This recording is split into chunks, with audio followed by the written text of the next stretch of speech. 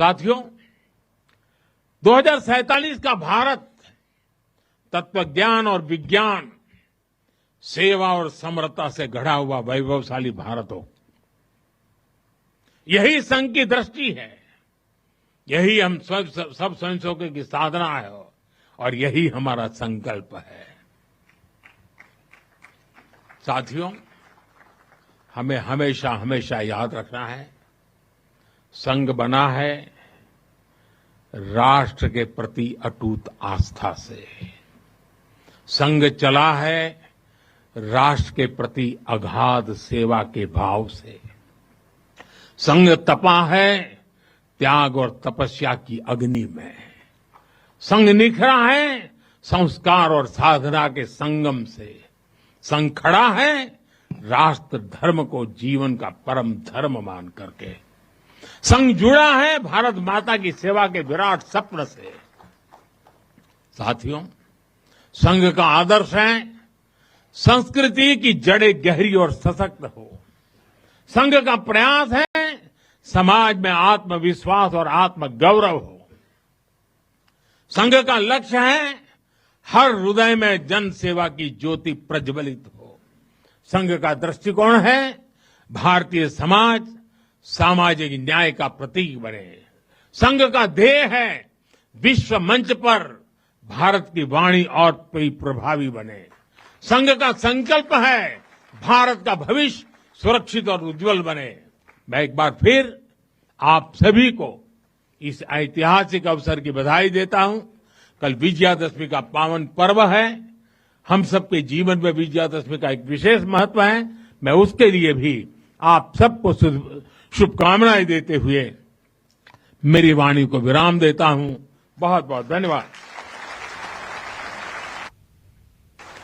तो पीएम मोदी द्वारा संबोधन કરવામાં આવ્યું છે અને સ્વયંસેવક સમાજને સમૃદ્ધ કરે છે તે પ્રકારની વાત પણ પીએમ મોદી દ્વારા કરવામાં આવી છે। તો આરએસએસના શતાબ્દી વર્ષની ઉજવણી કરવામાં આવી છે અને તે અંગે આજે પીએમ મોદી દ્વારા સંબોધન પણ કરવામાં આવ્યું છે। અર્થવ્યવસ્થા વિશે પણ વાત કરવામાં આવી। આજના સમયના પડકાર વિશે પણ પીએમ મોદી દ્વારા વાત કરવામાં આવી છે।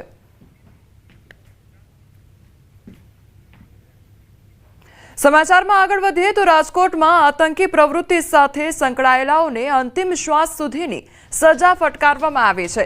એટીએસે 2023માં સોની બજારમાં કામ કરતા 3 વ્યક્તિઓને ઝડપી પાડ્યા હતા। અમન મલિક, અબ્દુલ શેખ, શફનવાજ અને શાહિદ સહિતના વ્યક્તિઓને ઝડપી પાડવામાં આવ્યા હતા। તમામ આરોપીઓને અંતિમ શ્વાસ સુધીની સખત કેદની સજા ફટકારવામાં આવી છે। આરોપીઓને ₹10,000નો દંડ પણ ફટકારવામાં આવ્યો છે। આરોપીઓ રાહે હિદાયત નામના ગ્રુપમાં જોડાયા હતા।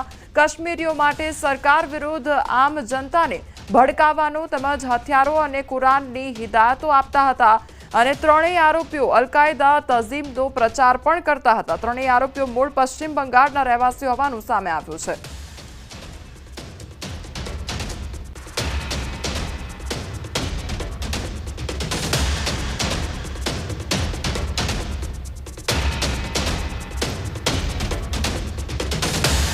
તો આરોપીઓની કાર્યવાહી કરવામાં આવી છે અને તે અંગે હવે વધુ તપાસ પણ હાથ ધરવામાં આવી રહી છે। બીજી તરફ જે 10,000નો દંડ છે તે પણ ફટકારવામાં આવ્યો છે।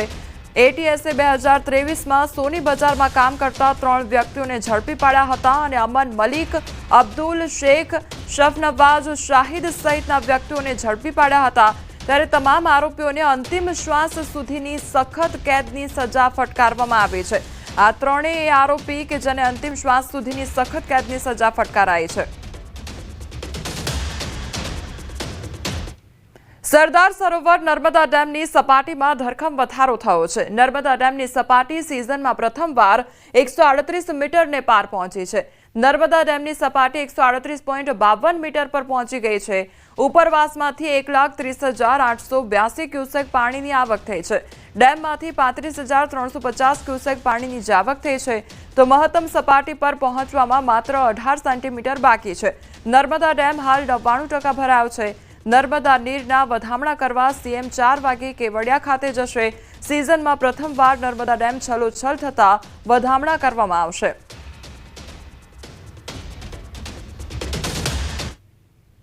સુરત સુરતમાં સતત 3 દિવસથી વરસી રહ્યો છે વરસાદ વરસતા સુરતની તાપી નદીમાં પાણીનું લેવલ વધ્યું છે તો ઉપરવાસમાં સતત 2 લાખ પાણીની આવક થઈ છે। 2 લાખ ક્યુસેક પાણી તાપી નદીમાં છોડવામાં આવ્યું છે તો સુરત તાપી નદી પર આવેલો કોઝવે 8.3 મીટર વહી રહ્યો છે। કોઝવેની ભયજનક સપાટી 6 મીટર છે।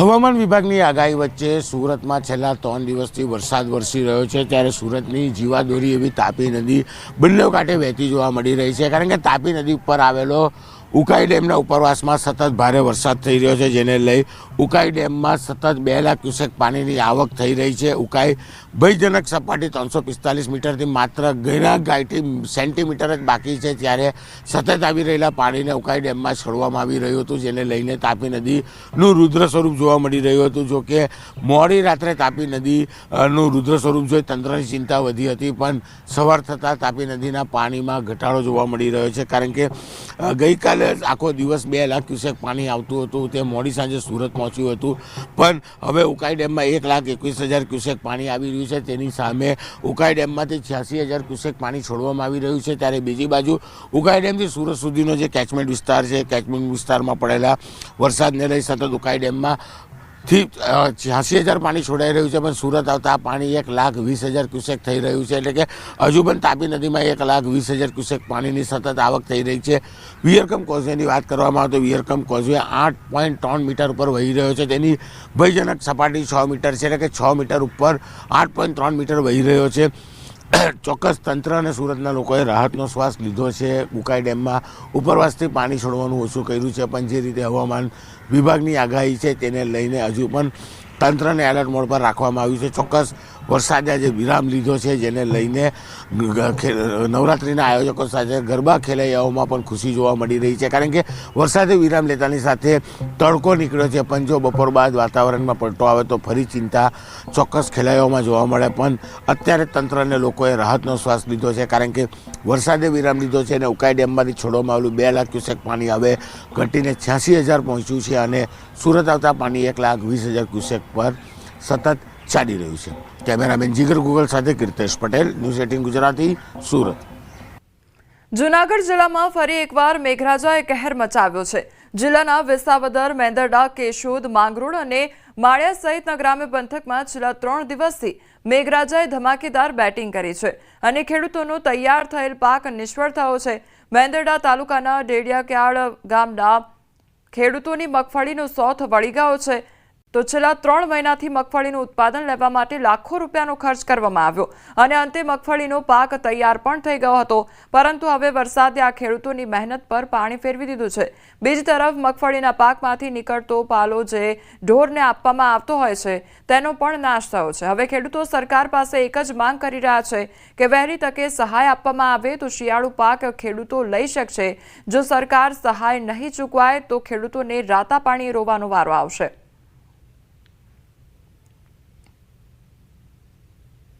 આજે કુદરતી એક હોનારત આવ્યું કે કુદરતી એક કોઈ કોપ આવ્યો કહેવાય કે એનામાં કોઈનું હાલે નહીં તો આજે આ મગફળી 4-5 દિવસિયા પલળે છે અમે ઉપાડીને તૈયાર કરી છે। અમને એમ હતું કે હવે તો 2-5 દીમાં કે અઠવાડિયામાં પૈસા આવશે તો હાલ કાંઈ દેખાતું નથી કે આમાં કોઈ પૈસા આવે કારણ કે કુદરતી પ્રકોપ આવ્યો છે તો આ બધું હળી ગયું છે। આમાં માંડવીનો ચારો પણ હળી ગયો છે તો અમારા ઢોર પણ નભે એમ નથી।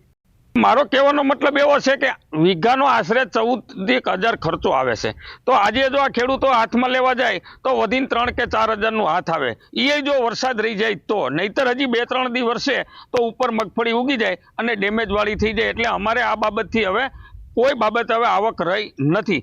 આ બધી અમારી મહેનત માથે ગઈ। અત્યારે 2,000-2,500 રૂપિયા ઉછીના લઈ અને આ ઉપડાવ્યું હતું એ પણ પાછું ફેલ ગયું અને અમે હાવ હેરાન થઈ ગયા। જો ખેડૂતનું ધ્યાન ભગવાન રાખે બાકી તો સરકાર ધ્યાન દે તો સારું છે નકર તો ખેડૂતની હાલતથી બેહાલત છે। ભાવનગરના કુંભારવાડા વિસ્તારમાં સામાન્ય બોલાચાલી થતા એક યુવાન પર જીવલેણ હુમલો કરવામાં આવ્યો હતો। ટેમ્પો દૂર લેવાની બાબતે ઉશ્કેરાઈ યુવક પર હુમલો કરાયો હતો તો યુવક દ્વારા અપશબ્દો ન બોલવાની ના પાડતા 8 જેટલા અસામાજિક તત્વોએ ધોકા અને પાઇપ વડે હુમલો કર્યો હતો તો ઇજાગ્રસ્ત યુવકને માથામાં ગંભીર ઈજા થતા સારવાર અર્થે હોસ્પિટલ ખસેડવામાં આવ્યો। ઘટનાના સીસીટીવી ફૂટેજ પણ વાયરલ થયા છે, જેમાં સમગ્ર હુમલાની ઘટના કેદ થઈ ગઈ છે। ઘટનાને લઈને પોલીસે હુમલાખોરોને ઝડપી લેવા કાર્યવાહી શરૂ કરી છે। તો હુમલો કરવામાં આવ્યો હોવાનો આ મામલો સામે આવ્યો છે અને આખી ઘટના સીસીટીવીમાં કેદ થઈ છે। ત્યારબાદ હવે પોલીસ દ્વારા વધુ તપાસ હાથ ધરાઈ છે।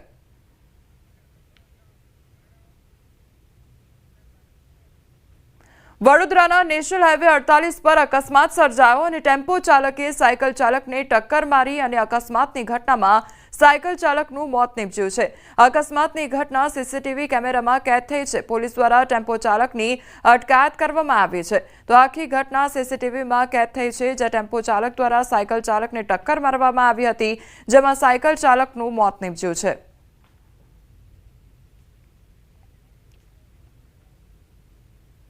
અમરેલીમાં તેલ ભરેલા ટેન્કરે પલટી મારી અને સાવરકુંડલાના નેસડી રોડ પરની આ ઘટના સામે આવી છે। અકસ્માત બાદ લોકોના ટોળા ઉમટી પડ્યા હતા। તેલ લેવા માટે લોકો વાસણો લઈને ઉમટી પડ્યા હતા। કન્ટેનર પલટી મારી જતા આસપાસના વિસ્તારના લોકો ડબ્બા વાસણ લઈ તેલ લેવા માટે ઉમટી પડ્યા હતા।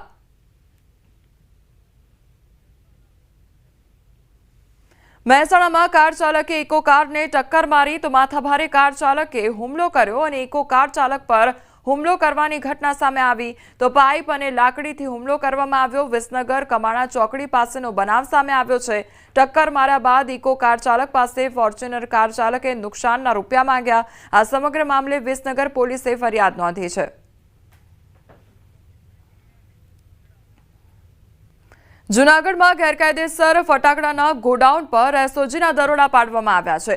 દાતાર રોડ પર આવેલા ભવાની હોલમાં ફટાકડાનું ગોડાઉન આવેલું હતું તો વેપારી પાસે ફટાકડાના વેચાણ તેમજ સંગ્રહ માટેની પરવાનગી પણ નહોતી। માનવ જીવન જોખમાય તે રીતે ફાયર સેફટીના સાધનો વગર ફટાકડાનું ગોડાઉન ચાલતું હતું। એસઓજી 1,11,430નો ફટાકડાનો જથ્થો જપ્ત કર્યો તો બાકી અસરગલી ભગત નામના વેપારી પાસે પોલીસે ફરિયાદ પણ નોંધી છે। સંવાદદાતા અમર બખાઈ મારી સાથે જોડાઈ ગયા છે। અમર, ગેરકાયદેસર ફટાકડાનું જે ગોડાઉન છે ત્યાં આગળ રેડ પાડવામાં આવી હતી, શું અપડેટ મળી રહ્યું છે? ચોક્કસ કે જે રીતે હવે નવરાત્રી પૂર્ણ થવાના આરે છે અને દિવાળી હવે ટૂંક જ સમયમાં શરૂ થશે, જેને લઈને તૈયારીઓ શરૂ થઈ છે। ફટાકડાઓના સ્ટોલો લાગવાનું શરૂ થયું છે અને ગોડાઉનમાં ફટાકડાનો સંગ્રહ એક બાજુ થઈ રહ્યો છે, ત્યારે હવે એસઓજી દરોડા પાડવાનું શરૂ કર્યું છે। એસઓજીના પીઆઈ છે જે પટેલ, તેમની ટીમને એક માહિતી મળી હતી કે ગેરકાયદેસર રીતે જીવના જોખમે, માનવ જિંદગી જોખમાય તે રીતે ફાયર સેફટી વગર એક ગોડાઉનની અંદર ફટાકડાનો સંગ્રહ છે અને તેની પાસે કોઈ જ પરમિશન નથી। તપાસ કરતા ત્યાંથી લાખોની કિંમતના ફટાકડાનો જથ્થો છે તે મળી આવ્યું છે અને ત્યાં ફાયર સેફટી ન હોવાનું સામે આવ્યું છે। હાલ એસઓજી દ્વારા આ જે બાકીર અસગર અલી ભગત નામનો જે વેપારી છે તેની સામે ફરિયાદ નોંધીને આગળની કાર્યવાહી શરૂ કરી છે। કોમલ જી, અમાર સમગ્ર માહિતી બદલ આપનો આભાર। ગુમ થયેલા બાળકોના માતા પિતાની લાગણીઓ સાથે રમતા રમતા યુવકની કાલુપુર પોલીસે ધરપકડ કરી છે અને આરોપી વર્ષો પહેલા કોઈપણ રીતે પોતે પરિવારથી વિખૂટો થઈ ગયો હોવાની રજૂઆત કરીને પરિવાર સાથે મિલન કરાવવા માટે પોલીસની મદદ મેળવતો હતો। જો કે કાલુપુર પોલીસે પરિવારની શોધ માટે વાયરલ કરેલા વિડીયોએ યુવકની પોલ ખુલ્લી પાડી દીધી હતી। પોલીસ તપાસમાં સામે આવ્યું છે કે યુવકનું મૂળ નામ ઇન્દ્રરાજ મેઘવાલ છે, જે રાજસ્થાનના ગંગાનગરનો રહેવાસી છે અને વર્ષો પહેલા ઘરેથી નીકળી ગયો છે। અલગ અલગ જગ્યાએ રોકાઈને પોતાનું જીવન ગુજારે છે। અગાઉ પણ તેણે પોતે પરિવારથી વિખૂટો હોવાનું કહીને ગુમ થનાર બાળકોના પરિવાર સાથે તેમના દીકરા તરીકેની ઓળખ આપીને દહેરાદૂન, રાજસ્થાન અને ગાઝિયાબાદ ખાતે રહેતો હતો।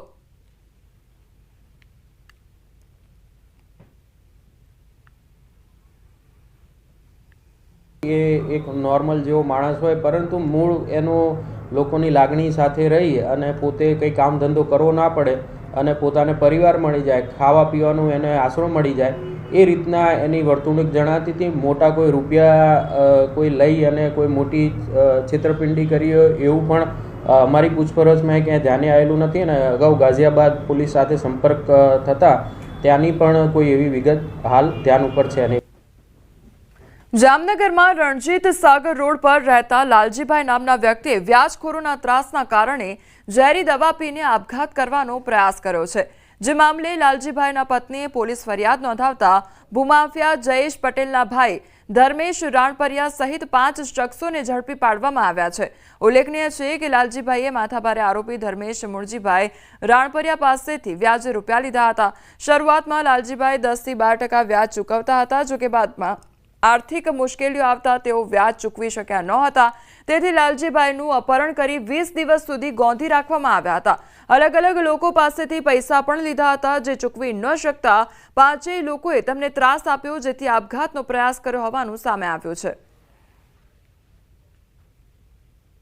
પોરબંદરના પત્ની છે સુધાબેન, વાઇફ ઓફ લાલજીભાઈ મારકણા, એમના દ્વારા ફરિયાદ આપવામાં આવેલી હતી કે જેમાં એમના પતિ દ્વારા કોઈ ઝેરી દવા પી અને આત્મહત્યાનો પ્રયાસ કરવામાં આવેલો હતો અને તે બાબતની ફરિયાદને અનુલક્ષીને જે 5 આરોપીના નામ આપવામાં આવેલા હતા તે 5 આરોપી ધર્મેશ મુરજી રાણપરિયા, જેઠા આથલિયા, હરીશ ગંઢા, ઉપેન્દ્રભાઈ ચંદ્રા, કિરીટભાઈ ગંધા, આ 5 આરોપીઓને ગઈકાલે અરેસ્ટ કરવામાં